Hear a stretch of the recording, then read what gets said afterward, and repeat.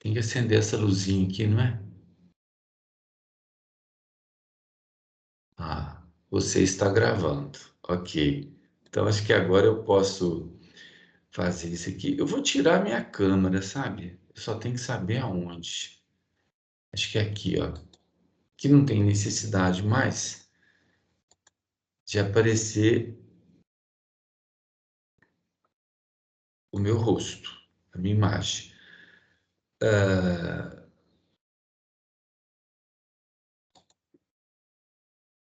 primeiro eu que. Pronto.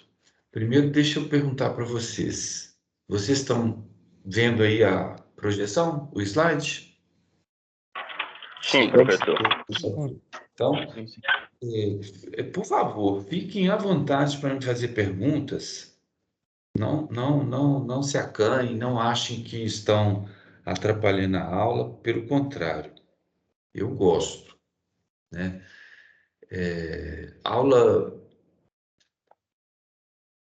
virtual, aula desse jeito, não é bom, não é bom. A gente tenta fazer o melhor possível, mas nada substitui uma sala de aula em que eu estou olhando para vocês, vocês estão olhando para mim e tem toda aquela interação, né?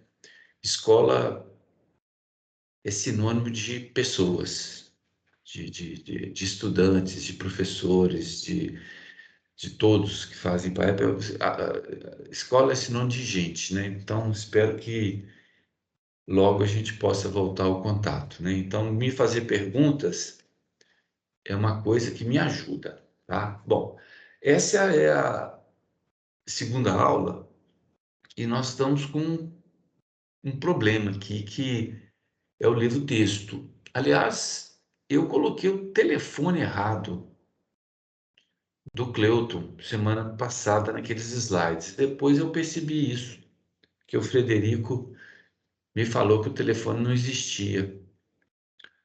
Aí eu vi que estava errado, eu, eu copiei lá um número errado lá. Bom, mas aí eu fui nos slides, apaguei os slides que eu tinha postado, consertei o telefone e aí postei de novo. Então, se você for não nos slides que você abaixou, mas nos slides que estão lá agora da primeira aula, você vai achar o telefone certo, tá?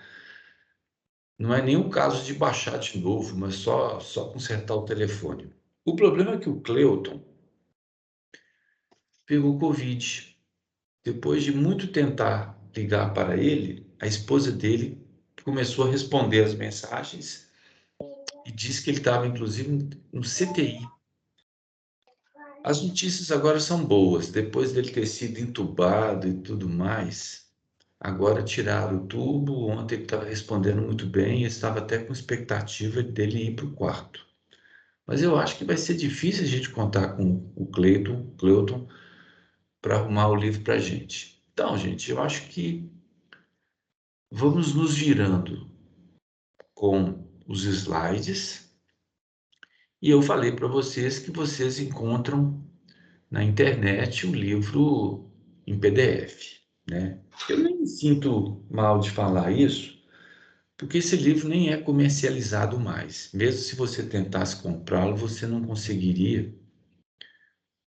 E talvez você consiga comprar ele usado de pessoas que estão vendendo, né, no Mercado Livre. Agora eu vou fazer o seguinte daqui para frente. Todos os exercícios do livro que eu colocar aqui para resolver, eu tirei uma foto do exercício e coloquei o print dela aqui. Eu incorporei aos slides. Idem para os exercícios propostos. E eu também estou colocando as respostas dos exercícios propostos. Então, eu estou tirando um extrato do livro, não o livro todo, e colocando a fonte. É o livro de termodinâmica do Work e do Richards. E incentivo todos a comprar esse magnífico livro, caso a editora McGraw-Hill volte a comercializá-lo, ou buscar na internet, né? Eu Eu consegui comprar esse livro há muitos anos atrás, que eu importei, custou caríssimo. Depois, minha filha Amanda, que mora nos Estados Unidos, comprou o livro para o professor Ricardo Cury, usado, por US$ 15 e pagou US$ 5 para entregar na casa dela. Então custou US$ 20. Eu dei de presente para o Ricardo o livro. Só que o livro veio novinho. Quem vendeu o livro não foi um bom estudante, porque o livro, quando eu abri o livro, assim, sabe que até estalou as páginas quando você abre, de tão novinho que estava. E eu peguei o livro para mim de volta, né? O Ricardo nos deixou. Bom, então, gente, agora são. Professor, Pois não. Rafael aqui. Sim. É, o Cleuton ele arruma um livro como, então, no caso? Como é que é? O Cleuton, ele arruma como o livro? Ah, você vai conversar com ele, ele vai te falar, tá? Beleza. Depois a gente. Bom, então, gente, olha, vamos começar a aula. Agora são 7h10, né? Então, acho que eu vou mais ou menos até 8h10. Eu gasto mais ou menos 1 hora para apresentar para vocês os 30 slides que tem na aula de hoje. É muitos slides, mas vocês estão vendo que muita coisa aí é só falando, né? Por exemplo, esse slide aí, tá falando o que que a gente viu na última aula. A gente entendeu aí o conceito de propriedade de uma substância pura, né? Substância pura é uma substância, em geral, formada por uma única molécula, igual a água, H2O, amônia, NH3. O R134A aí é uma molécula bem longa, né? O fluido refrigerante R134A.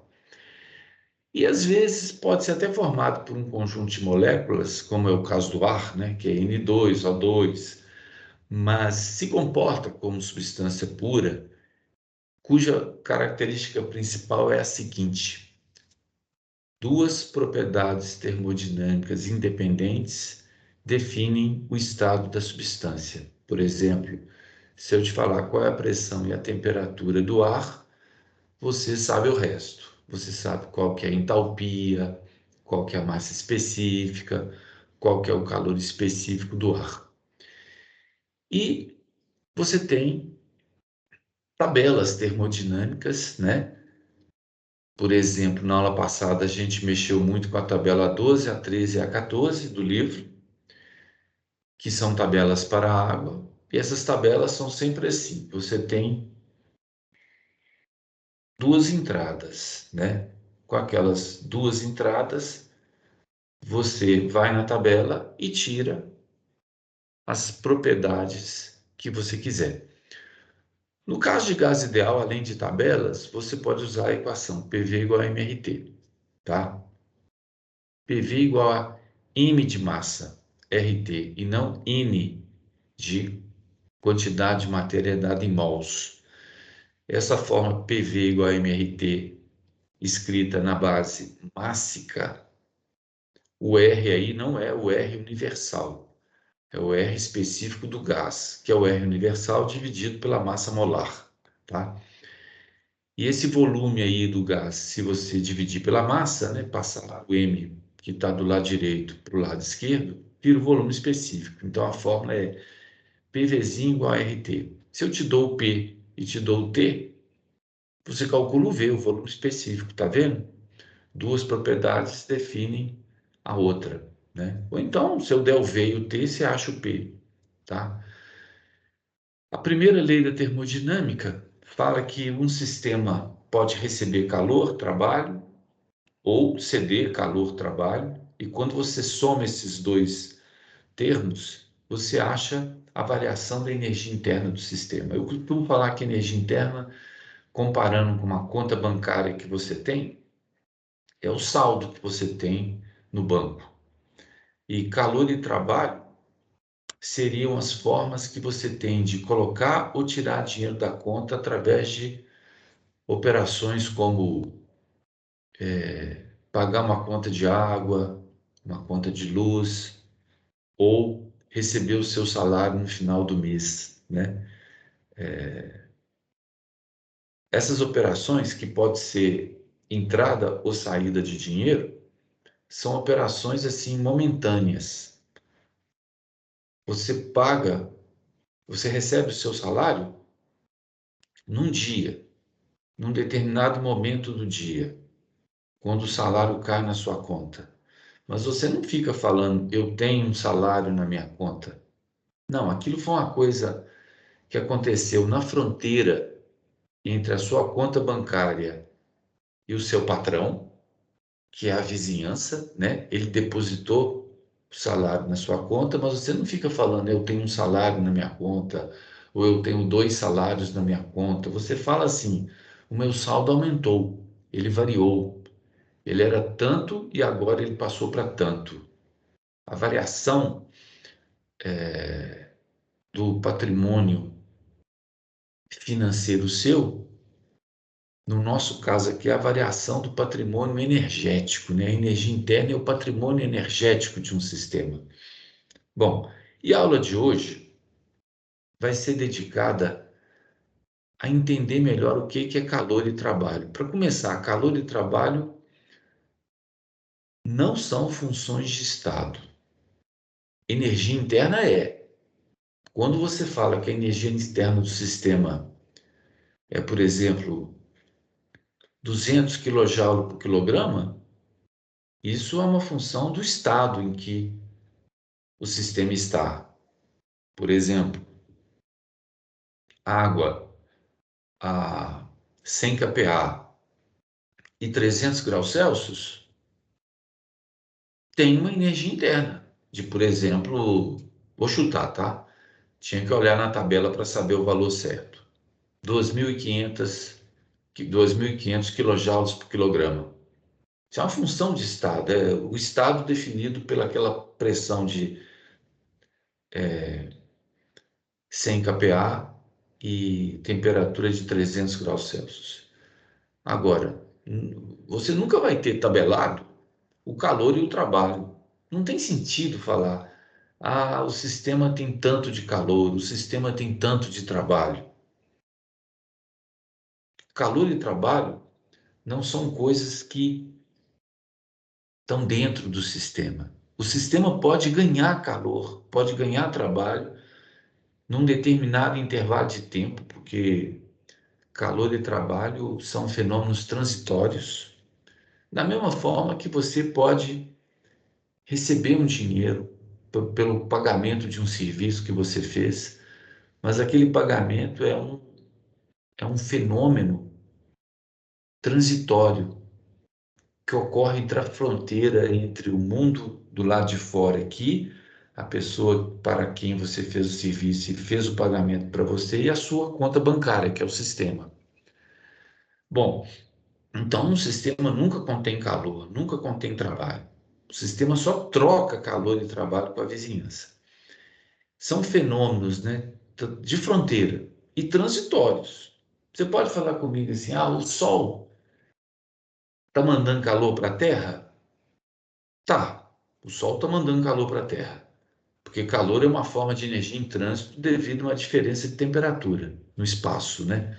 Então o Sol está quente, a Terra está fria. E esse fenômeno é transitório? É, ele é transitório. Ele é transitório porque um dia a energia do Sol vai ficar tão baixa que ele vai esfriar, esfriar, esfriar, e a quantidade de calor que ele mandaria para a Terra, bom, isso não vai acontecer exatamente assim, porque quando isso acontecer, ele vai virar uma gigante vermelha, porque ele vai esfriar e aí, bom, não vou entrar aqui em detalhes sobre os estágios pelos quais o Sol vai passar, mesmo porque eu não conheço muito bem, mas imagine que o Sol apagasse, igual fosse uma fogueira. A partir daquele momento, ele não ia transferir mais calor para a Terra. Calor e trabalho são fenômenos de fronteira e transitórios. O calor tem a ver com uma diferença de temperatura, enquanto que o trabalho vai estar associado a uma força agindo ao longo de um deslocamento. A fórmula do trabalho é essa que vocês estão vendo aí. Você tem que pegar a força e multiplicar pelo deslocamento. Newton vezes metro. Quando é força ao longo do deslocamento, esse newton vezes o metro é ao longo do deslocamento, e essa força também é ao longo do deslocamento, esse newton vezes metro chama joule, tá bom? Claro que se a força variar ao longo do deslocamento, né? Num determinado deslocamento ela varia 100 newtons. No outro pedacinho do deslocamento ela vale 200 newtons. No outro pedacinho do deslocamento ela vale 300 newtons. Aí você tem que ir calculando trechinho a trechinho e somando isso. Somatório contínuo chama integral. Então, por isso que o trabalho é integral de f ds. Se o f for constante, ele vai para fora da integral. E a integral de ds, evidentemente, né? Você somar todos os pequenos deslocamentos, vai dar o deslocamento total. A forma do trabalho, quando a gente está no colégio, é essa, né? Força vezes deslocamento. Ah, tem um cosseno de θ. Não, mas ali é porque você pegou um f que não estava na direção do deslocamento. Se esse f aqui já for um f na direção do próprio deslocamento, não precisa do cosseno. Agora vamos lá. Quais são os trabalhos que vão acontecer aqui no curso de termodinâmica? Eu acho que 5, se não me engano. O primeiro é o trabalho de eixo. Quando você tem um eixo rodando, imagina que na ponta do eixo você tem um volante e uma força tangencial que é aplicada no volante, então o volante gira e o eixo gira. Qual que é o trabalho? É você pegar a força e multiplicar pelo deslocamento ao longo, pegar a força e multiplicar pelo deslocamento ao longo da força. Então, o deslocamento ao longo da força, como ela é tangencial, vocês concordam que é o perímetro aqui em volta do círculo, que é 2πr, vezes o número de voltas, né? N é o número de voltas, tá? Eu coloquei aqui, ó, para N voltas vai ser F vezes 2πr. Só que F vezes R é o torque, né? É o momento de força. Aqui é um newton vezes metro, porque força é newton, metro é joule. Esse newton vezes metro aqui não é joule, tá? Esse F vezes esse R aqui é o que a gente chama de torque, mas o F vezes o 2πrn é joule, porque aqui é deslocamento, tá? Torque eu vou chamar pela letra tal, tá? Então a fórmula fica assim, 2πn vezes tal. Isso é famoso, o pessoal que mexe com motores lá, o pessoal que é do grupo lá do CTM, do Baeta, do Pujat, né? O pessoal sabe que a potência está relacionada com torque, a diferença entre um e outro é a rotação, 2πn, né? Tanto é que a curva de torque e de rotação em função do N, né, é muito famosa, essa curva do torque e da potência do motor em função da rotação, ela parece uma parábola, né? Ela tem um máximo, uma parábola mais chata, é famosa, a gente levanta no dinamômetro. Bom, trabalho elétrico. O trabalho elétrico é a voltagem vezes a corrente vezes o intervalo de tempo em que aquela corrente circulou, tá? Isso aqui é um cilindro com gás e a fronteira do sistema eu coloquei aqui nessa linha vermelha, tá bom? Por que isso aqui é trabalho? Porque o que está atravessando a fronteira são cargas elétricas livres, em movimento, que estão sendo empurradas de um lado para outro, da vizinhança para o sistema, ou o contrário, do sistema para a vizinhança. E essas cargas elétricas são empurradas pela força elétrica. Então, se corrente é fluxo de carga elétrica,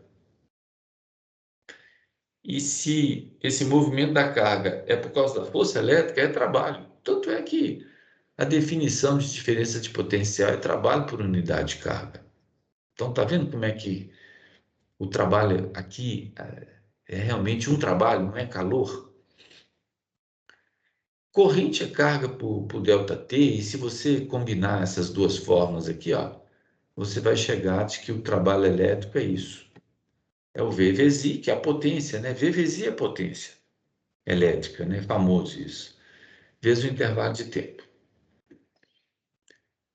Deixa eu perguntar uma coisa para vocês. Se a fronteira do sistema fosse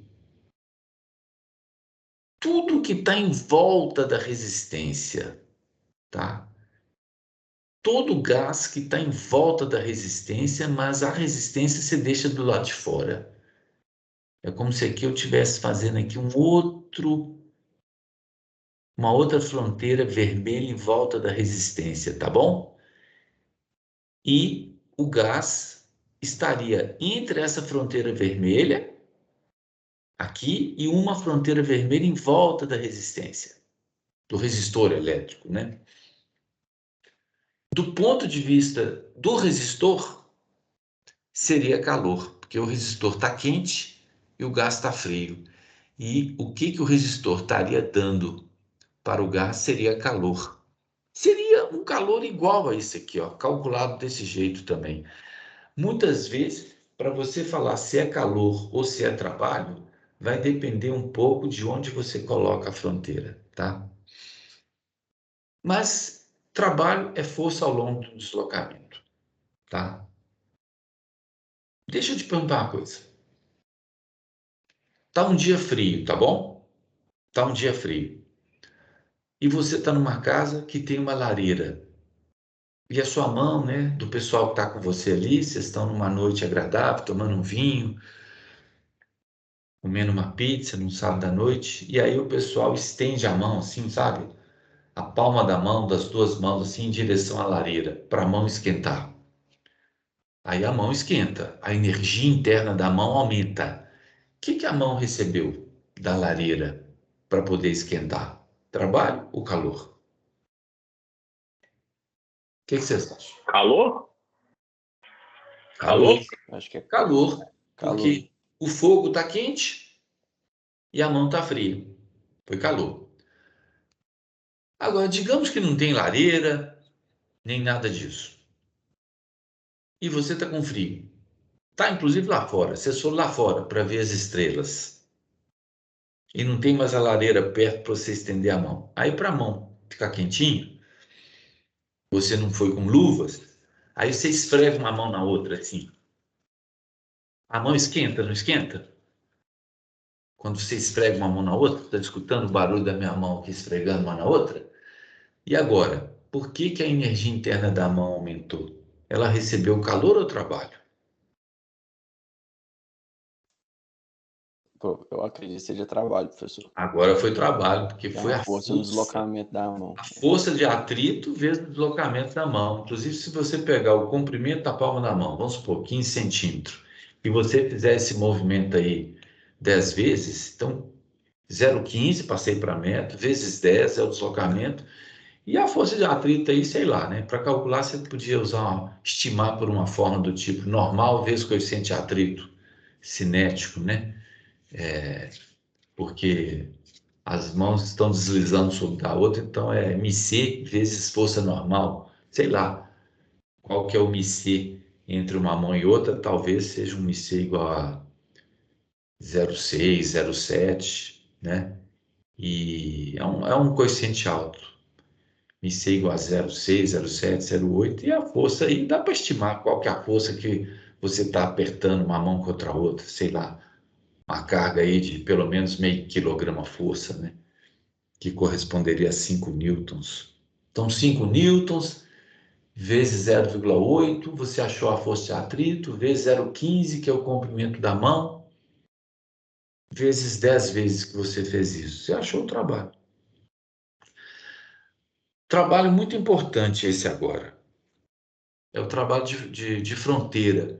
Quando você, por exemplo, aquece um fluido que está dentro de um cilindro com êmbolo móvel e o êmbolo sobe, né? Então, teve aqui um deslocamento DS, está vendo? E teve uma força aqui que empurrou o êmbolo para cima. A área do êmbolo é A. Foi feita uma força para isso aqui subir, né? Depois eu explico o sinal menos aqui, tá? mas o trabalho vai ser integral de FDS, eu já tinha falado. Só que, no lugar de F, você pode usar o conceito de potência, de pressão. Esse P aqui é pressão. Pressão é força sobre área, né? E se você quiser achar a força, você passa a área multiplicando e aí a força fica pressão vezes área. A pressão que o gás faz vezes a área é a força. Só que a área vezes ds é o dV, é a variação de volume que aconteceu aqui, ó. Tinha um volume, né? Aqui, sei lá quanto, por exemplo, 1 litro, e agora passou a ser 1,2 litros. Então teve 0,2 de variação de volume, litros. Multiplica por 10 a menos 3, que vira metro cúbico.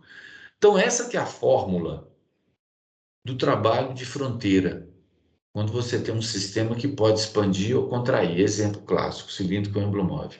Integral de PDV. E você, em vez de colocar os limites da integração desde a posição inicial até a posição final, você tem que fazer desde o volume inicial, V1, que é esse aqui, V1, até o volume final, V2, tá? Por que tem o sinal menos? O sinal menos é para garantir que quando o trabalho está saindo, ele é negativo. E quando o trabalho está entrando, ele é positivo. Então, você imagina, aqui foi uma expansão, não foi? Expansão quer dizer que dV é positivo, porque o volume final é maior que o inicial. Pressão é sempre positiva, pressão absoluta. Então, isso aqui vai dar positivo. Mas foi um trabalho que saiu, o sistema não ganhou energia, ele perdeu. Ele realizou o trabalho sobre a vizinhança, e não o contrário.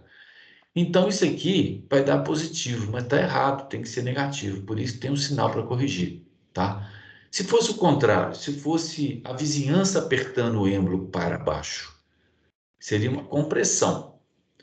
O sistema ia ganhar energia na forma de trabalho. O trabalho seria positivo, mas o dV seria negativo. Então, para consertar o sinal, dV negativo, com esse menos fica mais. Cuidado, viu, gente? Porque quando vocês fizeram termodinâmica na graduação, o pessoal da mecânica aqui da UFMG, a gente adotou lá um livro em que a convenção de sinal era invertida. O trabalho de expansão, quando sai trabalho, o trabalho é positivo, né? Esse livro nosso aqui, tanto o calor quanto o trabalho, quando sai é negativo, quando entra é positivo. Por isso que a forma da primeira lei é ΔU igual a Q mais W, tá? Se fosse a conversão do trabalho igual no livro do Sontag, né, que a gente usa na graduação, seria ΔU igual a Q menos W, tá? Bom, quatro casos. Agora são 4 casos que eu vou falar aqui para essa situação aqui. Então, na verdade, vão ser 6 tipos de trabalho. Tem o trabalho de eixo e tem o trabalho elétrico. E agora, para o trabalho de fronteira, vão ter 4 casos. O primeiro caso é muito simples. Se o volume for constante, não tem trabalho, porque não tem deslocamento. Atenção, quando eu digo que um sistema com volume constante não tem trabalho nele, eu digo, não tem trabalho de fronteira. Pode ter trabalho elétrico. Pode ser um sistema em que o volume não muda, não tem êmbolo não tem cilindro com êmbolo móvel, mas pode ter uma resistência elétrica lá dentro. Ou pode ter uma pá lá dentro girando, tocada por um eixo. O trabalho de fronteira é zero. E se a pressão for constante, você pode colocar a pressão para fora, integral de dV é ΔV e fica a fórmula P ΔV, com sinal negativo. Terceiro caso, em algumas situações, o P não é constante, o V não é constante, mas o produto PV é constante. É aquela situação, por exemplo, o fluido expande, então o volume aumenta, mas a pressão está caindo, é normal, né? Quando o fluido expande, tem uma tendência da pressão cair, principalmente se for uma expansão mais rápida. Se for uma expansão muito lenta, se o êmbolo vai subindo muito devagarinho, por exemplo, você vai aquecendo o fluido dentro do sistema, dentro do cilindro com êmbolo móvel, através de uma fonte de calor muito branda, com uma chama de gás baixinha. O êmbolo sobe muito devagarinho, com velocidade constante.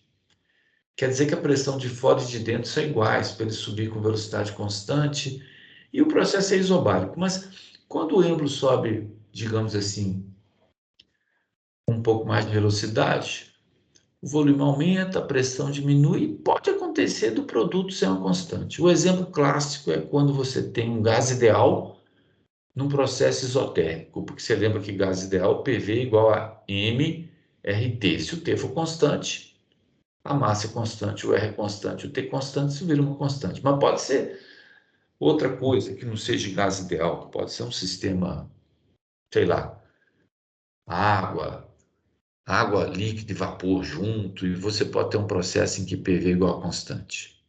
Bom, aí você vai substituir na fórmula P por C sobre V, né? Porque você pode passar aqui o V para o lado de cá dividindo, então a pressão fica C sobre V, o C vai para fora, e ali ficou a integral de dV sobre V. Ó, integral de 1 sobre V, dV é o logaritmo neperiano de V, né? E aí, quando se substitui os limites, fica ln de V2 menos ln de V1. A diferença dos logaritmos é o logaritmo do quociente, essa fórmula aqui. Esse C você conhece, ele é P1V1, ou P2V2, ou qualquer PV entre o estado 1 e o estado 2.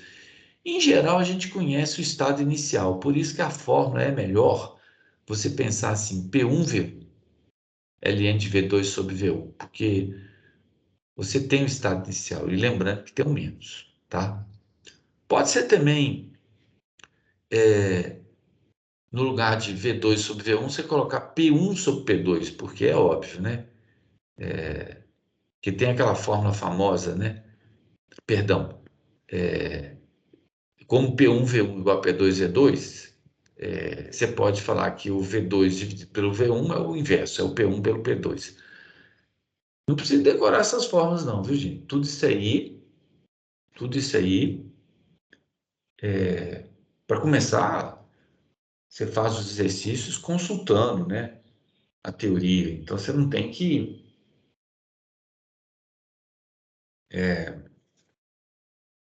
ficar decorando fórmula. E mesmo se fosse um curso presencial, na hora de você fazer a prova, você faz a prova com consulta, consultando as tabelas, consultando as fórmulas. Esse é o caso mais importante, porque é o caso mais genérico, né? PV elevado a um expoente, esse expoente não pode ser 1, não. Porque se ele for 1, você cai no caso PV igual a C, que vai dar o logaritmo, tá? Ele tem que ser diferente de 1. É o que a gente chama de processo politrópico. PV elevado a 0,5 é igual a uma constante, PV elevado a 3 é igual a uma constante. Pode ser negativo, PV elevado a menos 0,4. Pode ser até elevado a menos 1, se quiser. Pode dar certo também. Pode ser até PV elevado a zero, viu? PV elevado a zero, que ia ser P constante. Você vai chegar numa fórmula genérica. Eu vou deixar para vocês fazerem aqui olhar como é que foi feita a dedução, tá? Vai dar integral de polinômio, né? Integral de esse V aqui elevado a N que está embaixo vai para cima, né? Ele vai assim, V elevado a menos N dV, e quando é polinômio, vocês lembram como é que é a integral? Como é que é a integral de x elevado a N dx? É x elevado a N mais 1 sobre N mais 1, tá? Por isso que apareceu esse N mais 1 aqui, na verdade menos 1, porque o N vai ser negativo. Quando você jogar ele para cima, vai ficar assim, V elevado a menos N. Então, a integral disso vai dar menos n mais 1, né? Sobre menos n mais 1. Como tem esse sinal negativo aqui, a coisa se ajeitou. E essa constante C que apareceu, ela pode ser tanto P1V1 elevado a n, como P2V2 elevado a n. Então, eu usei as duas. Quando eu fui multiplicar pelo V2, eu usei o P2V2 elevado a n. Quando eu fui multiplicar o C pelo V1, eu usei o P1, V1 elevado a n. E aí, chega nessa fórmula aqui, a fórmula que interessa para a gente, tá? Trabalho de fronteira, quando você tem PV elevado a n, é P2V2 menos P1V1 sobre n menos 1. Bom, aí tá um resumo, tá bom? dos casos, né? Aqui, na verdade, são 3 casos, né? Trabalho de eixo, trabalho elétrico e trabalho de fronteira. Só que o trabalho de fronteira tem 4 subcasos, tá? São as formas. Bom, daqui até o final da aula, eu vou fazer 3 exercícios com vocês. Agora são 20 para as 8, eu preciso de ir até 8h10, pelo menos. Então, 10 minutos para cada exercício, tá? O primeiro é o exercício 378. Então, vamos ler ele aí. É um décimo, né? 0,1. Um tense, quilograma é 0,1 quilograma de R134A. Inicialmente é uma mistura, é uma mistura úmida, né? Úmida quer dizer que, com título de 50%, quer dizer que é líquido e vapor, tá? É o fluido R134A líquido e vapor. O líquido é mais denso, está embaixo. E com título em inglês é quality, qualidade do vapor, 50%. E está a 40 graus Celsius. Lembrando, né, o título é o quê? É a massa do vapor dividido pela massa total da mistura. Pela massa total da mistura, tá? Você pode até falar, mas se é 50%, por que não está no meio certinho aqui? Não, isso aí seria, se estivesse falando que a fração de vazio é 50%, então metade do vapor estaria ocupando, perdão, o vapor estaria ocupando metade do volume. Quando você olhasse, igual quando você pega um copo de água, enche até a metade e a outra metade é ar. O vazio ali, que é o ar, está com fração de vazio 50%, tá? Não é vazio, né? É porque é invisível, né? Vapor. No caso de título, a fração é mássica. Como o líquido é muito denso, você precisa de muito vapor para ele ter metade da massa total, ser 50%. Na verdade, aqui, a minha figura não está muito boa. Para ser um caso mais real, eu tinha que pegar isso aqui e, acho assim, sabe? Colocar assim um nível assim, bem lá embaixo mesmo. Bem lá embaixo mesmo, mas o problema é que se eu fizer isso, eu vou acabar tampando a palavra líquido. Por isso que eu coloquei ali um pouco mais para cima. Mas você vê que eu fiz questão de colocar o nível de líquido bem baixo. Se não, ele expande isotermicamente para uma pressão de 5 bares. O trabalho, aí foi um trabalho de expansão, foi um trabalho de fronteira, mas esse trabalho foi medido, esse trabalho de saída, tá vendo? Olha lá, o trabalho medido de saída devido à expansão, ele deu. Ele falou que é 19 newton vezes metro por grama. Então, esse é um trabalho específico, que está dando o trabalho por unidade de massa. Determine o valor, né, em quilojoules e a direção da quantidade de calor. E pediu para esboçar o gráfico no diagrama PV. Bom, eu até falei para vocês na aula passada que o diagrama é a última coisa que a gente faz, porque depois que a gente tem todos os números, a gente faz o gráfico. Mas deve ser a primeira coisa que a gente deve pensar. Então, eu vou lá no final desse problema. E esse problema é assim, ó. O diagrama é o diagrama PV. Eu ainda não tenho os números, tá? A não ser essa temperatura aqui que eu sei de 40 graus Celsius, a isotérmica nesse diagrama ela é vertical aqui, aqui ela é horizontal e aqui ela cai tipo uma hipérbole, né? Essa região de cá é líquido puro, lá de cá é vapor superaquecido e aqui no meio é a mistura. Por isso que está aqui no meio, ó, o estado 1, ele é líquido e vapor ao mesmo tempo, tá? E houve uma expansão, então o volume tem que aumentar, então como aqui é volume, ele tem que aumentar, e como nós vamos descobrir que vai virar vapor seco, a mistura, à medida que for sendo for recebendo, for expandindo, ela vai caminhando para a direção de vapor e vai virar vapor, totalmente vapor, que aqui é totalmente vapor, título 1, e vai continuar expandindo, só que aí, isotermicamente, a curva isotérmica na região de vapor superaquecido é uma hipérbole, e vai parar no ponto 2. Bom, essa área aqui ele deu, ó, ele falou que aquele 19 newton vezes metro por grama. Nós vamos ter que passar para quilograma, né?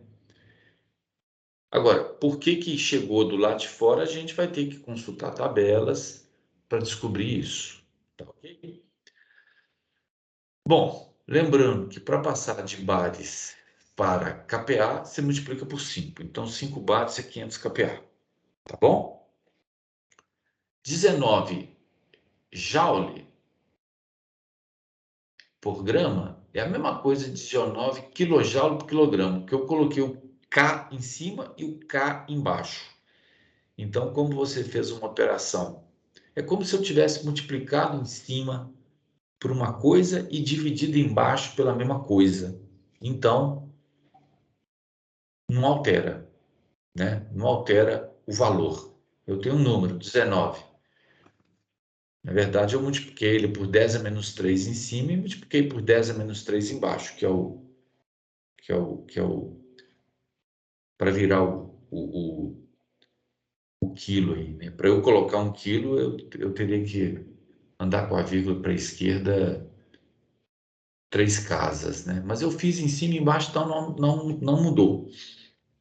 E outra coisa que ele deu, que a temperatura é constante. Aqui está o resumo do problema, né? Você sempre deve fazer um problema assim. Lê o problema e coloca os dados do problema, né? E põe também como sendo dado o tipo de processo. Foi T constante, né? E foi uma expansão. E agora o que está pedindo? Calor e a sua direção. Isso aí, para a gente saber a direção do calor, não é direção assim para a esquerda, para a direita, não. É mais assim, o calor entrou ou o calor saiu? Eu acho que entrou, porque como é que ele pode ter empurrado o êmbolo para cima, né? O próprio fluido empurrou o êmbolo para cima e cedeu o trabalho para a vizinhança. Ele deve ter recebido calor, né? É intuitivo isso. Significa dizer que nós vamos achar um calor positivo, tá? Vamos lá. Solução. Você tem que começar levantando o estado 1, tá? Eu fui na tabela A16, tá, gente? Essa tabela A16 está na página 1056, na edição em inglês. Na edição em espanhol, que é provavelmente que vocês vão estar usando por enquanto, pode ser que seja em outra página.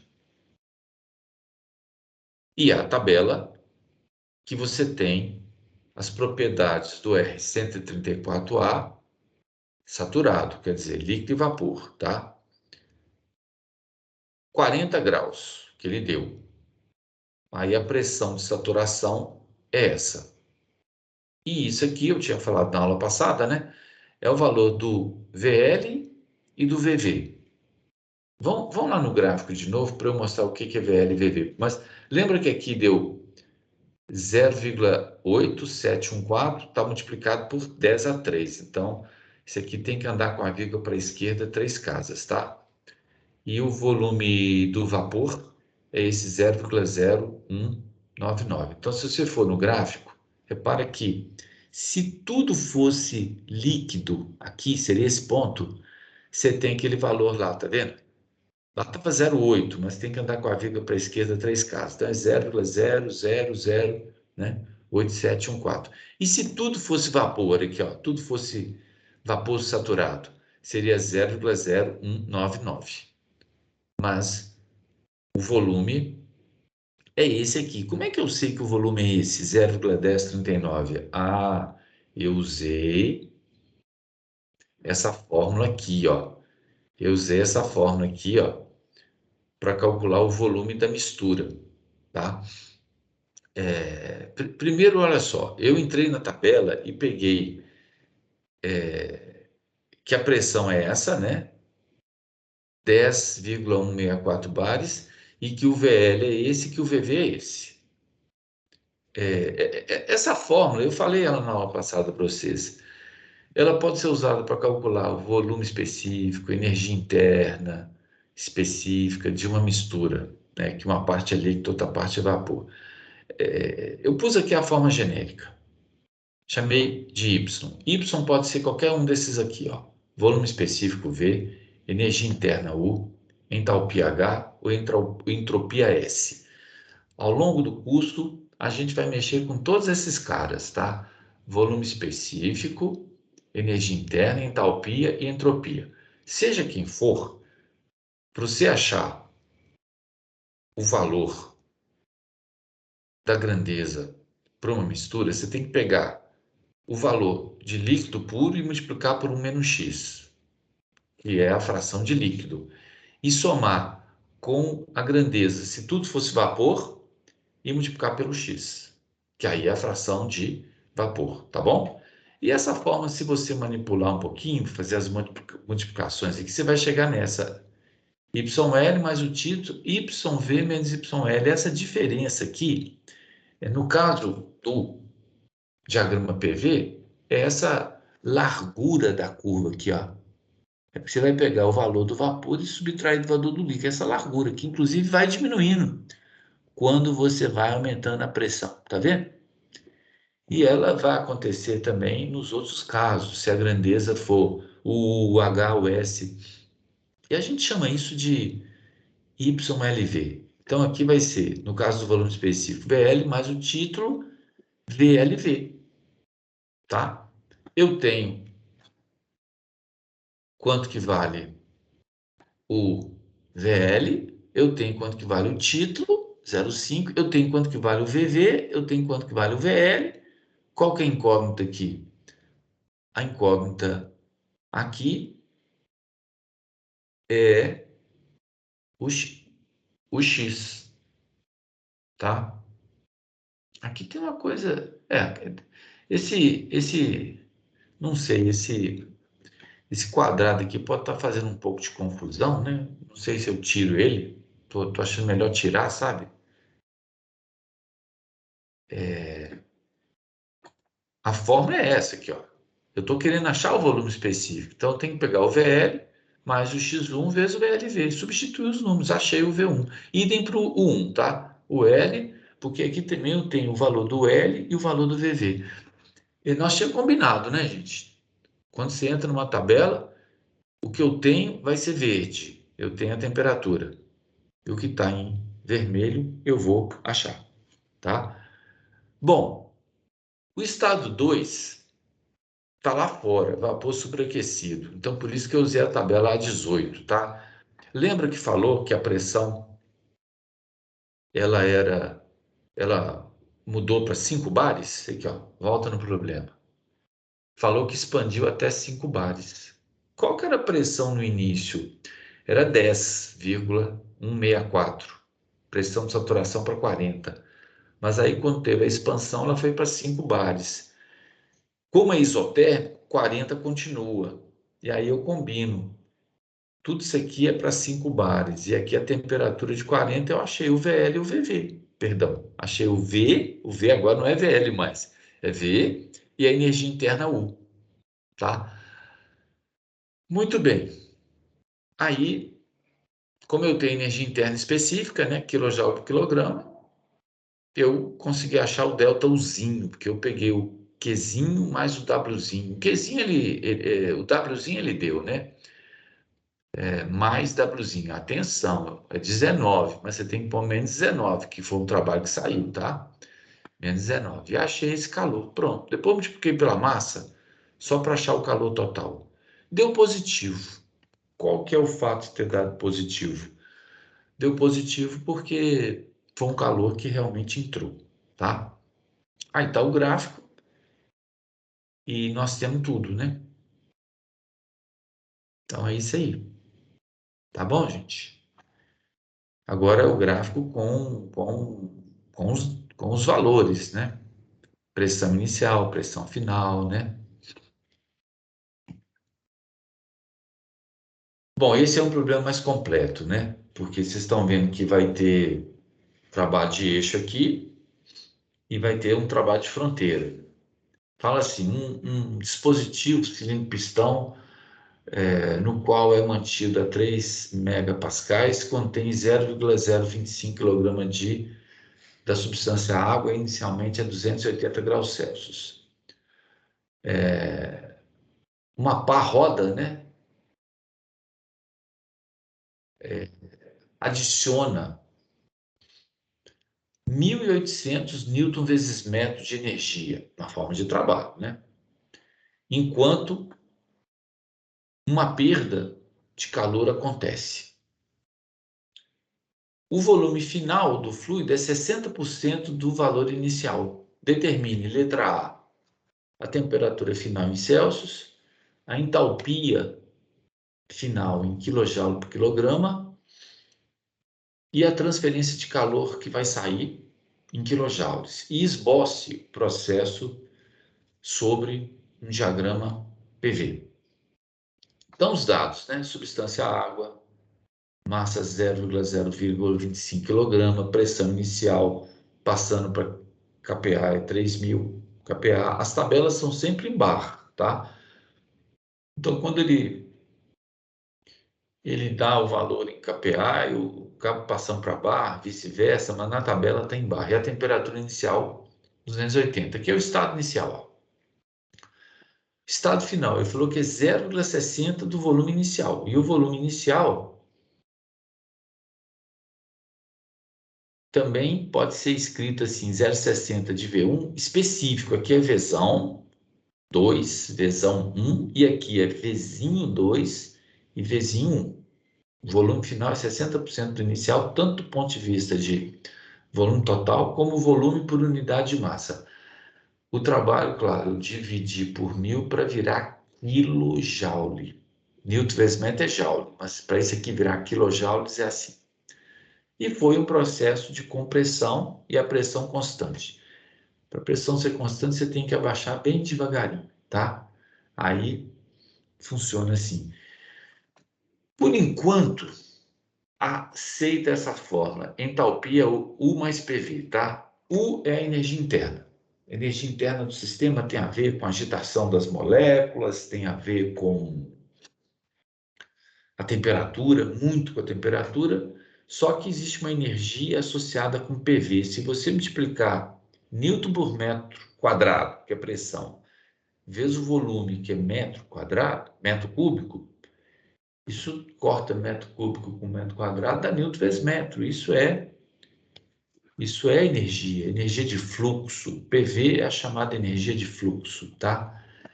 Então, a entalpia é U mais PV. Ele pediu para achar isso, tá? Nós podemos achar tabelado, porque tem na tabela, como a gente também pode achar o U, o P, o V e entrar na forma que a gente acha o H. Então, ele pediu isso, T2H2, Q e o diagrama PV. O diagrama PV eu vou usar igual o livro, ele não põe esse tracinho, não, ele põe assim, PV. Ele não fica botando esse tracinho. Solução. Bom, a gente sempre começa a solução do estado 1. Dificilmente você tem um problema em que ele dá o estado final. Você sabe como começa, né?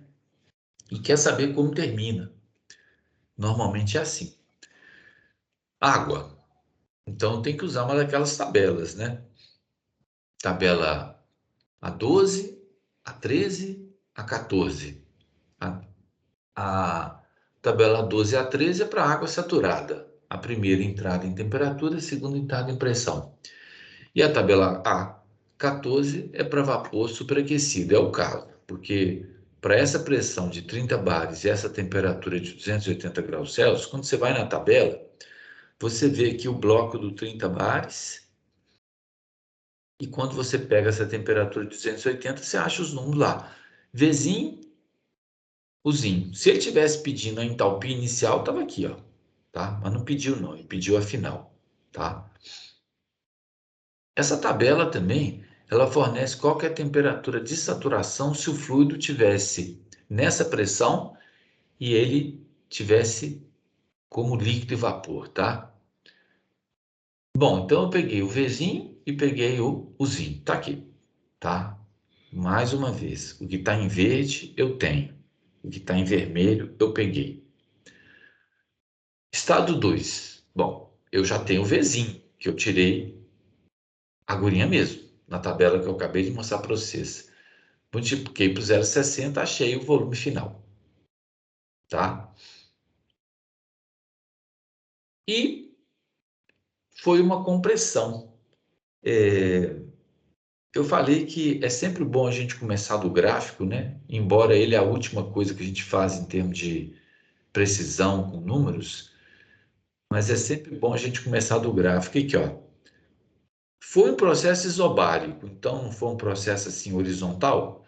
Pode realmente acontecer isso aqui. Você está no estado de vapor e quando você comprime, aparece líquido. Isso é famoso, né?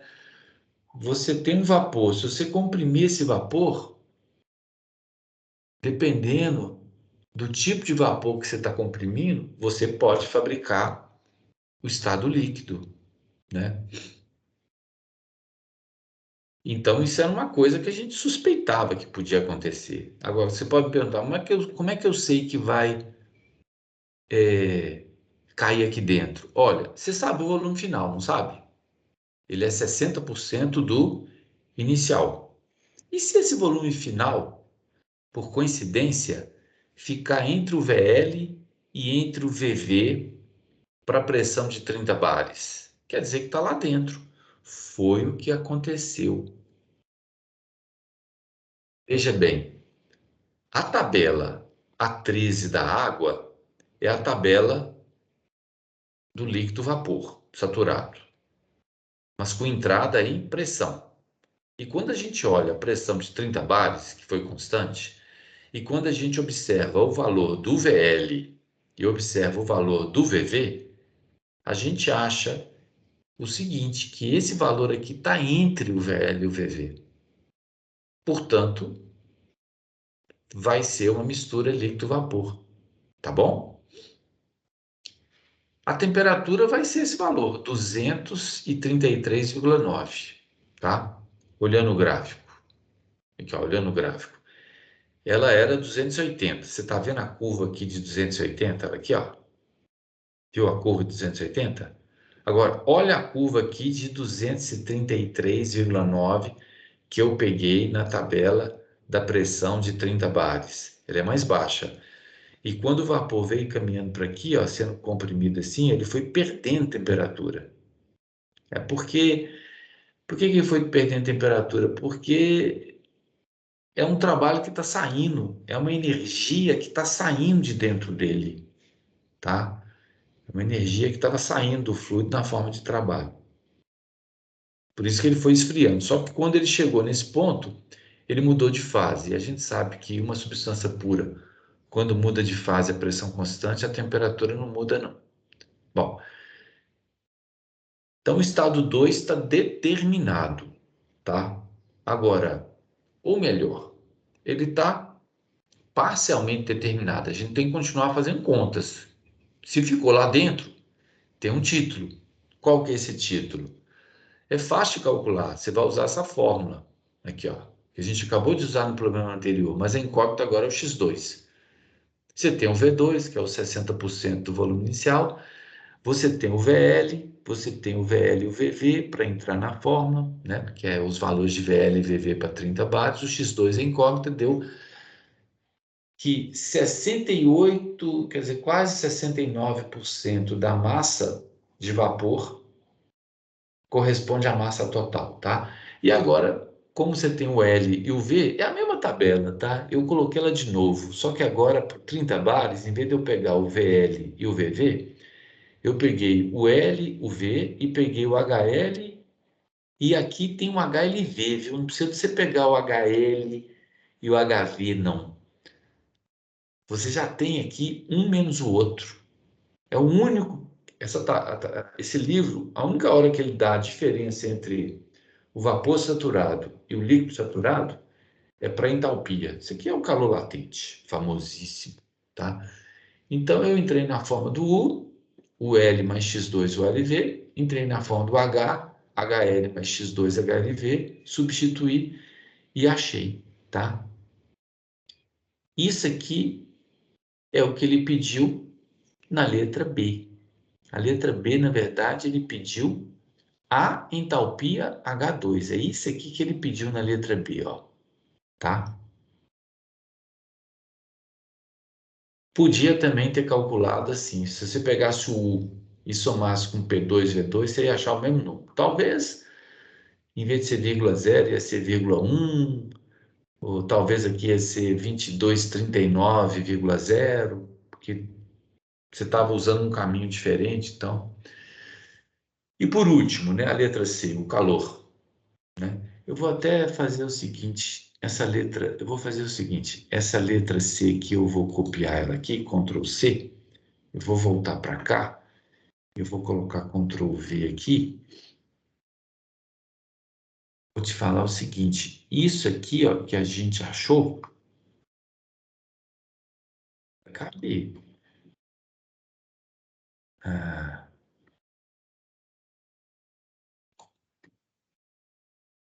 então moda, né? É o seguinte, isso aqui, ó,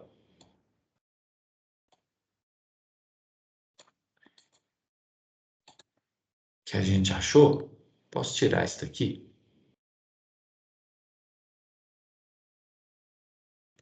É que é esse número que a gente achou aqui, que é a letra C, tá bom? Que é a letra C não, né? Que é a letra B. Que é a letra B. Que aqui eu estou falando isso aqui, ó. Eu tô escrevendo sempre assim, ó. Isso aqui é a letra A, né?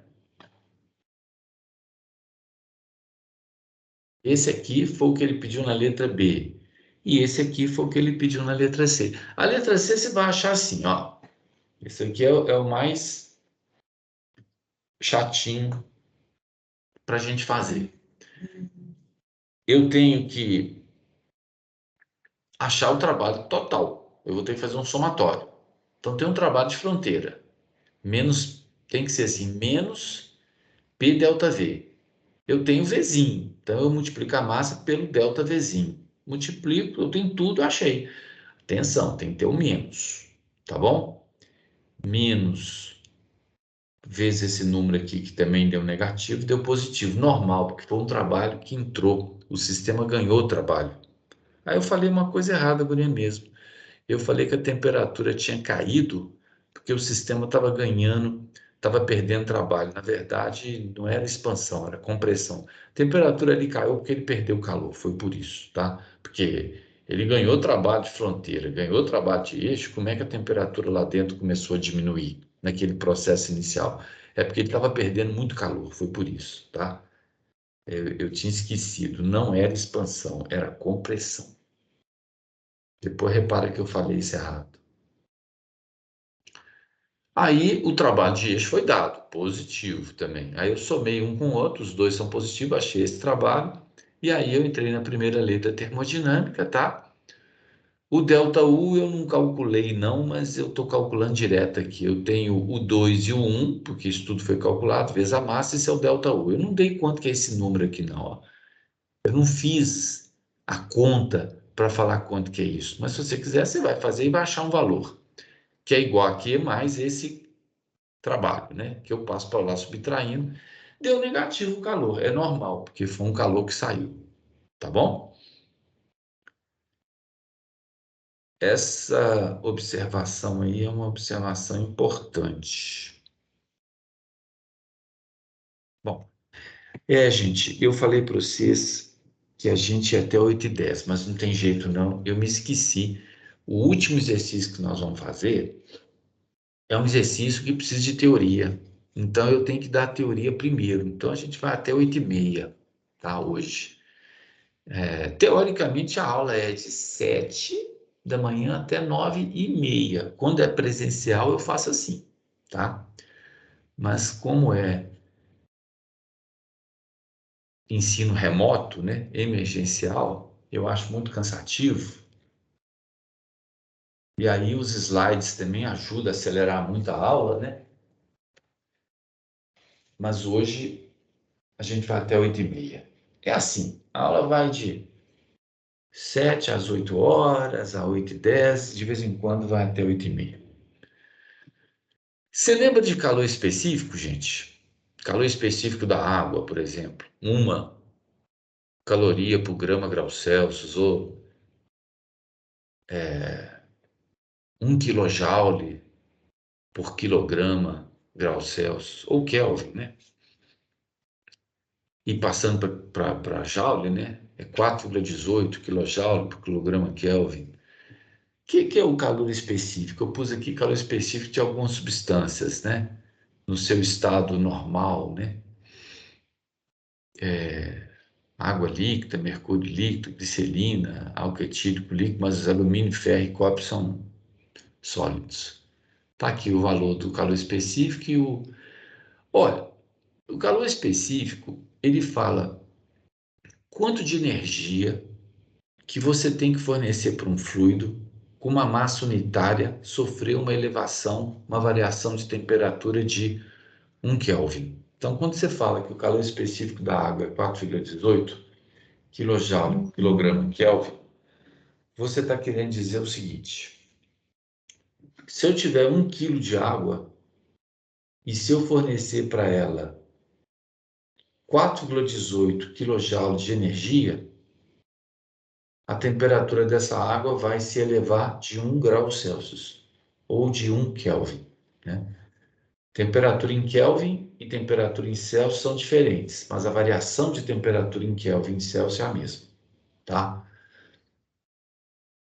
Antigamente que eu falo na época assim, século XIX, até meados do século XIX, o pessoal não sabia o que era trabalho, né? Só sabia o que era calor. E eles achavam que para a água aquecer de 1 grau Celsius, 1 kg de água aquecer de 1 grau Celsius, a energia que você tinha que fornecer para a água tinha que ser calor. Mas Joule mostrou que podia ser trabalho. Se você fornecer 4,18 joules, quilojoules, na forma de trabalho para a água, ela também aquece de 1 Kelvin, tá? Mas pensando na ideia inicial de que a energia que você vai fornecer é o calor específico é isso, é o calor dividido por M delta T. Se o M for 1 quilograma, se o M for 1 Kelvin, perdão, se o M for 1 quilograma e se o delta T for 1 Kelvin, esse 4,18, esse Q sendo 4,18, você está achando o calor específico, tá? Exemplo aqui muito simplesinho, eu tenho 1 litro de água a 20 graus, eu quero saber qual a quantidade de calor para aquecer 1 litro de água de 20 graus para 50 graus num recipiente aberto para a atmosfera e pergunto qual seria essa quantidade de calor se fosse glicerina.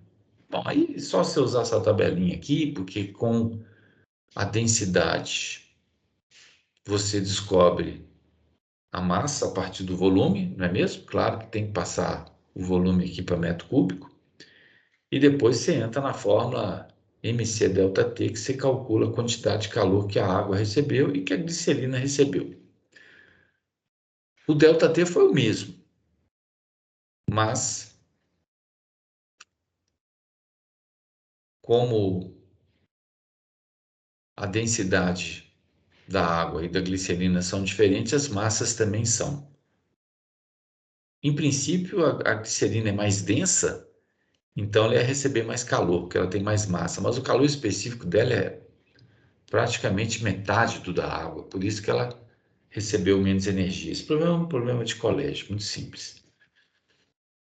Complicando um pouco, quando é gás ideal, aí você tem que dizer se o processo é a volume constante ou a pressão constante, tá? Se o processo for a volume constante, o trabalho é zero, a gente já tinha falado isso. E a fórmula da primeira lei, né, que ΔU é calor mais trabalho, como o trabalho é zero, o calor é o próprio ΔU. Então, o calor específico a volume constante acaba sendo ΔU por M ΔT, porque o ΔU é o calor. Isso é uma coisa importante de guardar, tá? Quando você tem um processo a volume constante, ΔU é igual a calor. tá? E se for pressão constante? Bom, o trabalho é menos P delta V. A gente já sabia disso. É um daqueles casos lá, subcasos, né? Do trabalho de fronteira. E entrando na forma da primeira lei, vai ficar delta U, menos com menos vai dar mais, e mais P delta V. Isso aqui, gente, delta U mais P delta V, como o P é constante e como a entalpia é U mais PV, isso aqui é o delta H. Outra informação importante, o calor é o delta H. Quando? Quando o processo é a pressão constante. E o CP vai ser delta H por M delta T, tá? O delta H, para a mesma variação de temperatura, ele é sempre maior do que o delta U, porque o delta H é o delta U mais o P delta V. Por isso que o CP é sempre maior do que o CV, tá? CP é sempre maior do que o CV. CP e CV dependem da temperatura. Uma coisa que eu não falei aqui, mas está escrito, tudo isso que eu expliquei aqui é quando o processo envolve apenas trabalho de fronteira, tá? Porque para você falar que o trabalho é zero quando o V é constante, você está considerando que só tem trabalho de fronteira. Mas poderia ter, por exemplo, trabalho de eixo. Aí isso aí já não vale mais não, tá? 90% dos problemas que a gente faz é só trabalho de fronteira. Então, ambos, CP e CP, dependem da temperatura.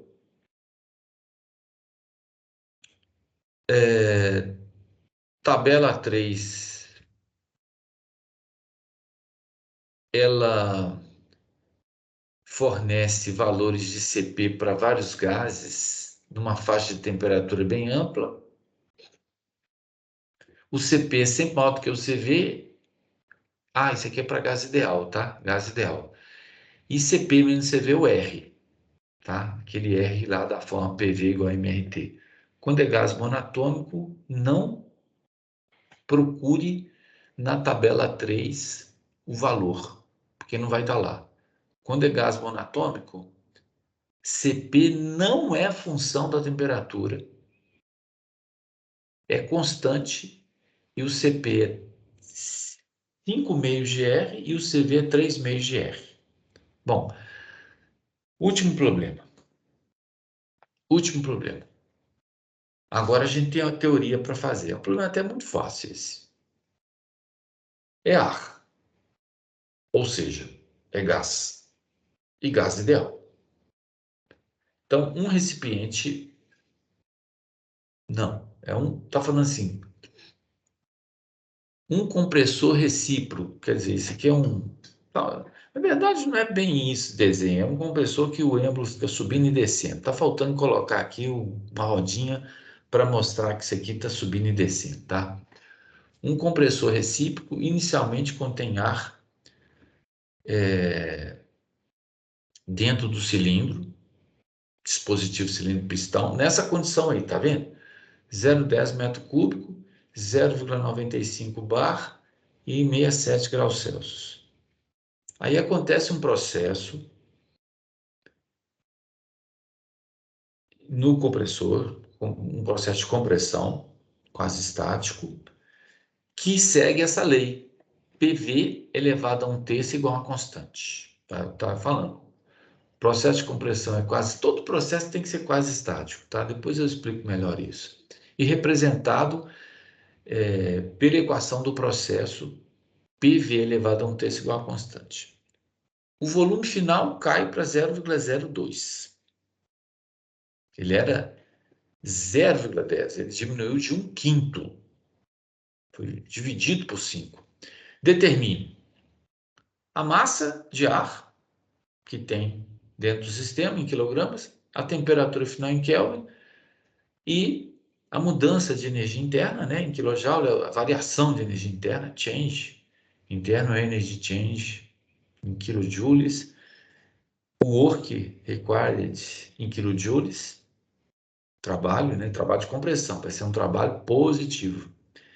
E também a direção e o valor, a magnitude, né, de algum calor trocado. Então, daquele jeito que eu sempre faço, né, gente? Nunca tem essa figura. Essa figura eu coloco, mas só para... Eu costumo brincar com os alunos, né, que a figura acalma a gente. Quando a gente olha a figura, a gente entende melhor o processo. Então, tá aí, dados, o fluido é ar, volume inicial, pressão inicial e temperatura. Isso tudo aqui faz parte do mesmo pacotinho. Qual o pacotinho? Estado inicial. Estado final, processo. Determine massa, temperatura, trabalho, calor e direção.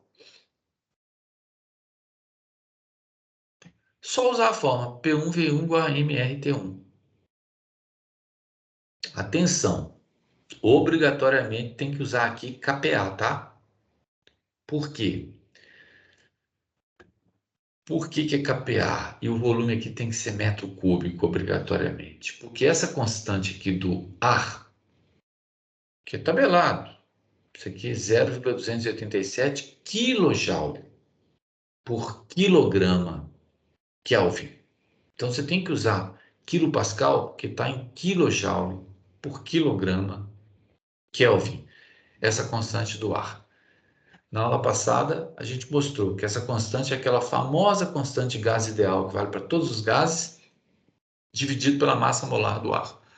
Essa constante de gás ideal é 8,314 kJ por quilomol Kelvin, dividido pela massa molar do ar, que é 29 kJ por quilomol. Quando você divide 8,314 por 29, você vai achar 0,287.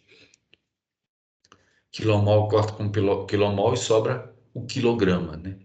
E vezes 340, né? Lembra que ele deu a temperatura em Celsius, né? E que ela é 67, tá vendo? 67, mas eu somei com 273 para virar Kelvin.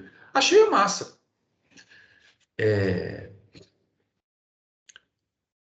Engenharia é assim, né, gente? E quando a gente faz um mestrado, doutorado, é assim, né? A gente resolve um grande problema passo a passo, né?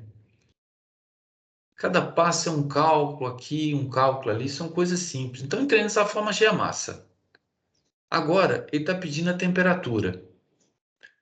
É a letra B. Mas antes eu vou achar a pressão, porque eu não tenho a lei P2, V2 elevado a um terço, não é P1, V1 elevado a um terço? Eu não tenho P1, V1 e eu não tenho o V2, porque ele ficou 5 vezes menor, né? Ele deu que o V1 era 0,10 e que o volume foi comprimido para 0,02. E seguindo essa lei, aí tem que ter aí uma calculadora com y elevado a x para você fazer a conta, achei o P2. E aí essa forma é famosa, né? P2V2 sobre T2 igual a P1V1 sobre T1 vale para qualquer gás ideal quando a massa é constante, independente do processo ser isobárico, isotérmico, isovolumétrico ou politrópico, que é o caso desse. Politrópico quer dizer que tudo varia. Substituir, achei o T2, né? Eu gosto de brincar com o pessoal sobre a prova, né? A prova é você ir catando pontinho daqui, pontinho dali, né? E no final tirar uma nota muito boa. E é Os claro, bifes do elefante, né, professor? como é que é? Os bifes do elefante, né, que vocês falam. Eu chamo assim que resolver um problema muito complexo. Isso aí é uma lei famosa que tem no grupo de refrigeração. Nós vamos comer o elefante, mas em bifes. Então, você tem que fazer um problema super difícil lá do mestrado, do doutorado, um modelo matemático bem complicado. Nós vamos conseguir comer o elefante, mas tem que ser em bifes, né? Você vai tirando fatias. Letra C. Ele pediu o trabalho. Você lembra quando é PV elevado a um expoente n? Aí assim, P2V2 menos P1V1 sobre n menos 1. Substituiu os números, achei o trabalho. Deu positivo, né? Claro, foi compressão, o trabalho entrou. O que ele pediu na letra D. Ele pediu para achar a variação de energia interna. Aí eu fui na tabela 5, tá, gente? Tabela 5 está aqui, ó. Essa aqui é a tabela 5, tá? Então, é uma tabela que você tem a temperatura na coluna, e aqui você tem entalpia. Depois eu explico o que é PR, energia interna. Então, para a temperatura inicial 340, deu essa energia interna. A tabela continua do lado direito aqui, tá? A outra temperatura, 550, não é bem 550 não. Quanto que a gente achou? 551. Mas para não ter que fazer a interpolação aqui, 551 está muito perto de 550, eu peguei esse número aqui, tá? Bom, e aí peguei esses números, tá? Inclusive esse aqui eu arredondei, 242,82, eu arredondei para 243. E o número que estava lá na tabela, do 550, eu arredondei também, tirei a vírgula. E aí eu fiz M delta U, pronto, terminou, acabou o problema.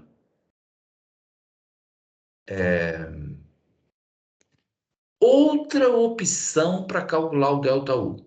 Então, quanto que deu o delta U por essa primeira opção aqui, gente? Deu 15, tá vendo?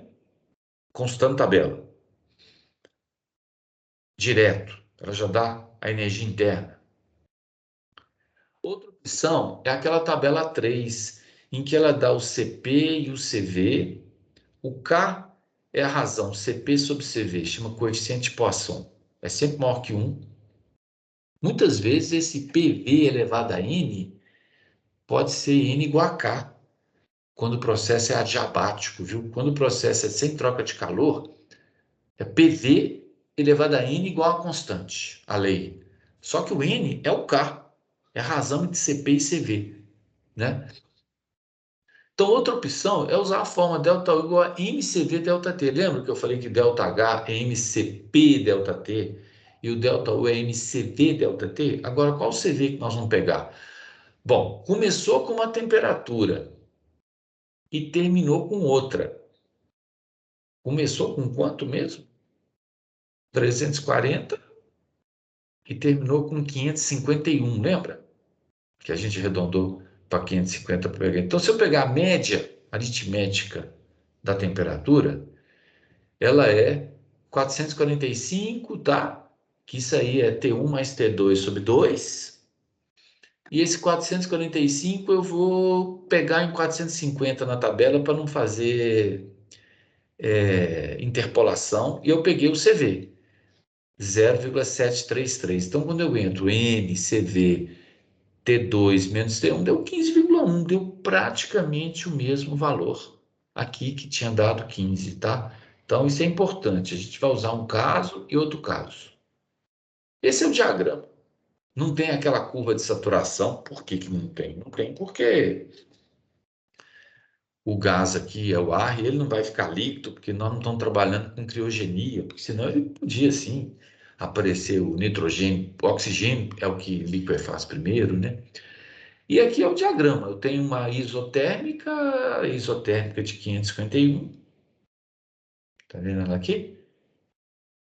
E aqui eu tenho a outra isotérmica, que é a isotérmica de 340.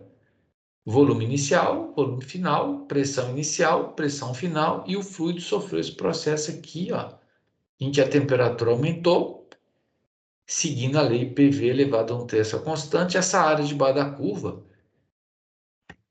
é aquele número, P2, V2, menos P1, V1, tudo isso dividido por N menos 1. E a gente, quando fez aquela conta, a gente achou o trabalho. Lembra aqui atrás? Ó, voltando aqui, ó. Lembra aqui do P2, V2, menos P1, V1, e achou 19,7? Pois é, ele é essa área aqui, tá bom? Bom, gente, 8 e 28, 8 e 28, né? Eu achei que eu ia até 8 e 10 só, mas teve aquela teoria de CP e CV, né? São esses exercícios aí, tá? O 379, muito parecido com o primeiro que eu fiz na aula de hoje. O 390, muito parecido com o segundo que eu fiz na aula de hoje. E o 447, muito parecido com o terceiro que eu fiz na aula de hoje.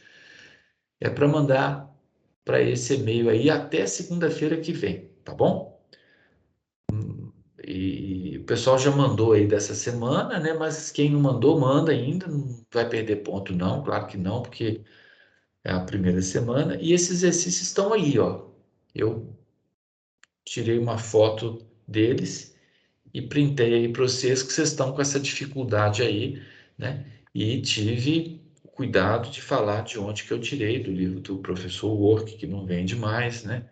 É apenas um extrato do livro. E daqui a pouco, eu acho que salvar, né, aqui. Eu acho que eu posso aqui agora chegar aqui e pedir para parar a gravação, né? Parar